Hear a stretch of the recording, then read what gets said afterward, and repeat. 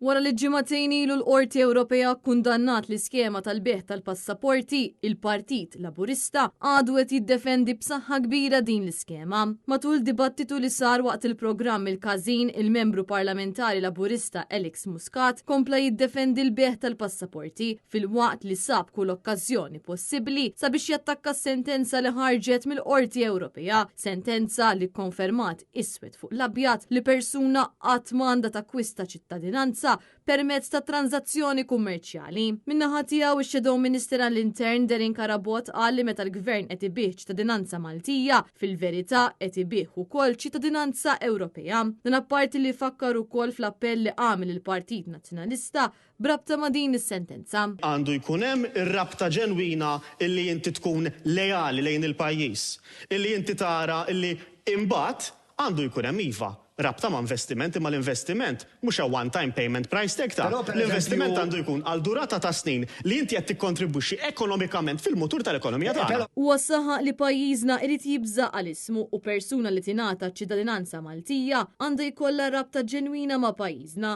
kif ukoll tkun tikkontribwixxi ekonomikament fil-pajjiż. Matul id-dibattitu l-membru parlamentari Laburista Alex Muscat fl-ebda ħin ma wieġeb kemm se jkun qed iħallas pajjiżna kaġun ta' din is-sentenza fil-waqt li għal darba darbtejn implika li d-deċiżjoni tal-Qorti Ewropea kienet waħda politika u mhux ibbażata fuq liġi. Għal ukoll li hemm numru ta' rekwiżiti sabiex wieħed jikseb ċittadinanza, iżda kien f'dan il-punt fejn Alex Muscat ikkontradixxa lilu nnifsu hekk kif qal li wieħed ikun ilu jgħix f'Malta s-sena biex ikun jista' japplika għal ċittadinanza biex imbagħad qal li n-nies li jingħataw ċittadinanza kienu ilhom hawn ftit ġimgħat jew xhur. Hekk għandna missjoni ta' ġimgħat u xhur qed inti ta'.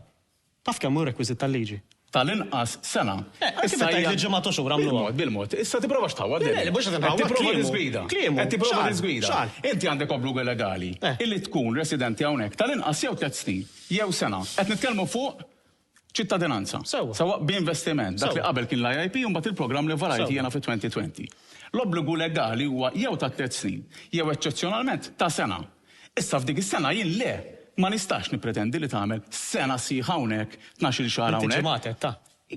Inti ġimgħatet. Ir-residenza legali inti taf. Kemm il-ġimgħa fiha sena? Inti taf. Inti taf. Tara rabta ġenwina kemm hi ġenwina. Hawnhekk Darin Karabot spjega kif diversi okkażjonijiet il-Partit Laburista xerret miżinformazzjoni brabta ma' din il-materja.